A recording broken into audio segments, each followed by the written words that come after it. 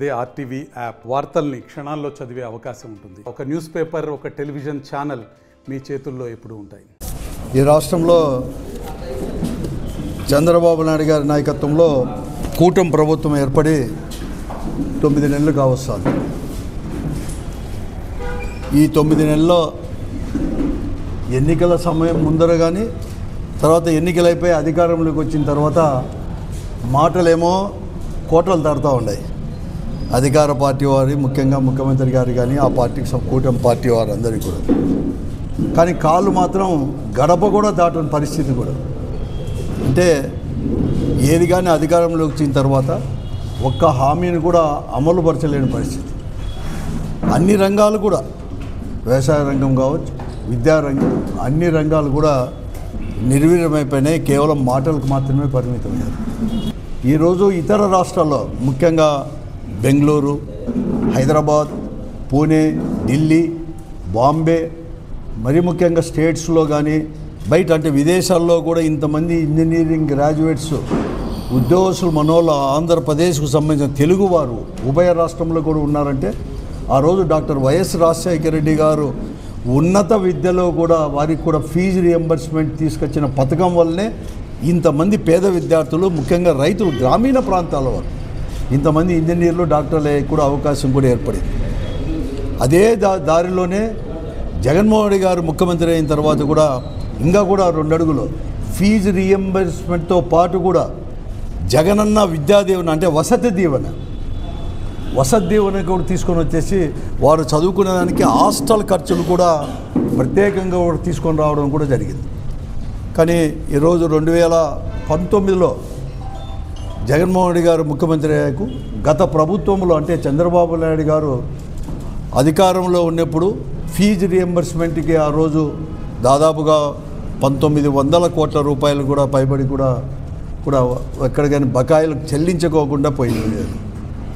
జగన్మోహన్ గారు ముఖ్యమంత్రి అయితేనే ఆ బకాయిలు అన్నీ కూడా చెల్లించేదే కాకుండా కాలేజీలు కాకుండా ప్రతి ఒక్క కుటుంబంలో పెద్దలను కూడా ఎంకరేజ్ చేయాలి, ఆ పిల్లలకు కూడా చదువు చెప్పించాలనే ఉద్దేశంతో ఇంజనీరింగ్ కాలేజీలో కానీ ప్రైవేట్ కాలేజీల్లో కూడా ఎంత ఫీజు ఉంటే కూడా అంత ఫీజు కూడా చెల్లిస్తామని చెప్పేసి వాటికి తోడు వారి వసతి కోసం, భోజన వసతుల కోసం కూడా మేము సంవత్సరానికి కూడా ఇంత ఇస్తామని చెప్పేసి కూడా తీసుకొని రావడం, అది కూడా తల్లిదండ్రులకే చెల్లించడం, నేరుగా 4 వాయిదాలు తల్లిదండ్రులకే చెల్లించడం తీసుకొని రావడం కూడా జరిగింది. కాబట్టి ఈరోజు మరొక మారు కూడా ఎన్ని మార్లు ప్రభుత్వం విన్నవించినా కూడా ఎక్కడ కానీ ప్రభుత్వంలో ఎక్కడ కానీ ఆ చలనం అనేది కూడా రాలేదు.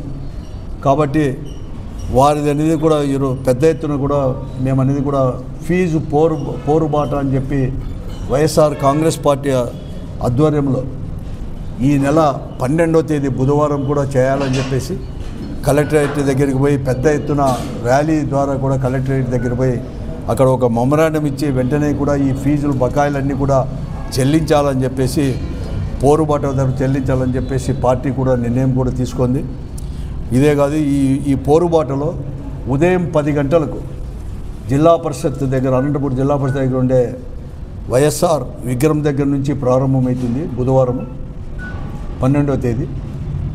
అదే కాకుండా ఆ రోజు మా పార్టీ ఆవిర్భావ దినోత్సవం కూడా అక్కడే ఆవిర్భావ దినోత్సవం జరుపుకొని 10 గంటలకల్లా కూడా అక్కడ ర్యాలీ ద్వారా కూడా మేమందరూ కూడా పోయేసి జిల్లాలో ఉండే పార్టీ వాళ్ళందరూ కూడా పోయి కలెక్టర్ ఆఫీస్ పోయి కలెక్టర్ దగ్గర కూడా ఒక మెమరాండం ఇచ్చి వెంటనే ఆ బకాయిలన్నీ కూడా చెల్లించాలని చెప్పేసి కూడా మేము వారి తరపున కూడా అడుగుతున్నాం. అందుకోసం ఈ ర్యాలీలో ప్రతి ఒక్కరు కూడా జిల్లాలో ఉండే విద్యార్థులు, వారి తల్లిదండ్రులు, అలాగే వైఎస్ఆర్ కాంగ్రెస్ పార్టీ కార్యకర్తలు, నాయకులు, శ్రేణులు అందరూ కూడా పెద్ద ఎత్తున తీసుకొని కూడా ర్యాలీలో కూడా పాల్గొనాలని చెప్పేసి దాన్ని విజయవంతం చేయాలని చెప్పేసి, కాబట్టి వెంటనే వారికి అందరూ కూడా ఫీజులు కూడా ఇచ్చేసి ఈ రాష్ట్రంలో ఎక్కడ కానీ విద్యారంగం ఎక్కడ కానీ కుంటుపడకుండా పెద్ద ప్రభుత్వం పైన ఒత్తిడి తీసుకొని వచ్చేదానికి ఈ కార్యక్రమంలో ప్రతి ఒక్కరు కూడా విజయవంతం చేయాలని చెప్పేసి నేను అందరికీ కూడా కోరుతా ఉన్నాను. ఇప్పుడు రాయలసీమ ఉండే ఎమ్మెల్యేలు అందరూ పోయి ముఖ్యమంత్రి గారి దగ్గర పోయి ఏదో అది లేకుండా మూకుమ్మడిగా అందరు కలిసికట్టుగా పోయి నేను మళ్ళా కూడా చెప్తున్నాను, మీకు చేతనైతే చిత్తశుద్ధి ఉంటే ఈ హంద్రీ నీవా ప్రాజెక్టుని వెడల్పు చేయండి. మీకు చేత కాకపోతే శాశ్వతంగా మీరు లైనింగ్ చేసే ఇంకా వెడల్పు చేయడానికి అవకాశమే ఉండదు. భవిష్యత్తులో ఏ ప్రభుత్వం వచ్చినా ఏ ప్రజాప్రతినిధులు ఉన్నా కూడా. కాబట్టి పెద్ద ఎత్తున దెబ్బతీసినట్టు నిజంగా చెప్పాలంటే చేస్తుంది, ద్రోహం చేసినట్లయితుంది. కాబట్టి దానికోసం వెంటనే దాన్ని విరమించుకోవాలని చెప్పి నేను కోరుతా ఉన్నాను. మరీ ముఖ్యంగా ముఖ్యమంత్రి గారు అయితే ఢిల్లీకి పోయినా, రాయలసీమకు వచ్చినా గోదావరి నీళ్ళు బనకచర్లకు తరలిస్తానని చెప్పేటప్పుడు నువ్వు ఎవరి కోసం తరలిస్తావా నీళ్ళు? రాయలసీమ కోసమే కదా.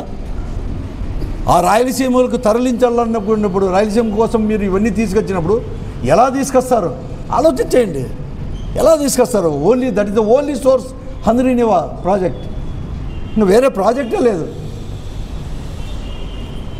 అసలు మీకు అనంతపూర్కే కాదు, మీ చిత్తూరుకి తీసుకొని పోవాలన్నా కూడా ఎక్కువ నీళ్ళు తీసుకొని పోవడానికే కదా.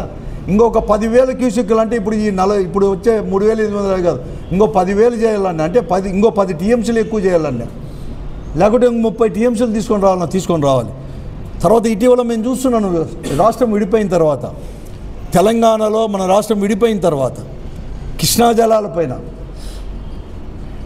అక్కడ తెలంగాణకైన ముఖ్యమంత్రి, ఏ ముఖ్యమంత్రి ఉన్నా, ఏ పార్టీ ప్రభుత్వం ఉన్నా, ఎవరున్నా కూడా వాటిలో మాట్లాడుతున్న తీరు, మరీ ముఖ్యంగా ఇప్పుడు రేవంత్ గారు వాళ్ళు మాట్లాడుతున్న తీరు, రాయలసీమకి అసలు నీళ్ళు వేయకూడదని వెంటనే తీసుకొని పోవాలా అని చెప్పేసి, నాగార్జున సాగర్ కానీ ఇక్కడ కానీ మనం ఎక్కువ తీసుకుంటామని చెప్తే, ఇలాంటి పరిస్థితుల్లో శ్రీశైలం నుంచి ఎంత తక్కువ కాలంలో ఎంత ఎక్కువ నీరుని తోడుకుంటే అంత ఉపయోగం. కానీ ఆలస్యమైతే పెద్ద దెబ్బ రాయలసీమకు. కాబట్టి వెంటనే కూడా పునరాలోచన చేయాలని చెప్పేసి ఈ ప్రభుత్వాన్ని కూడా నేను కోరుతా ఉన్నాను. వెంటనే దాన్ని ఉపసంహరించుకొని దీన్ని చేయండి, హంద్రీ నీవాని వెడల్పు చేయండి.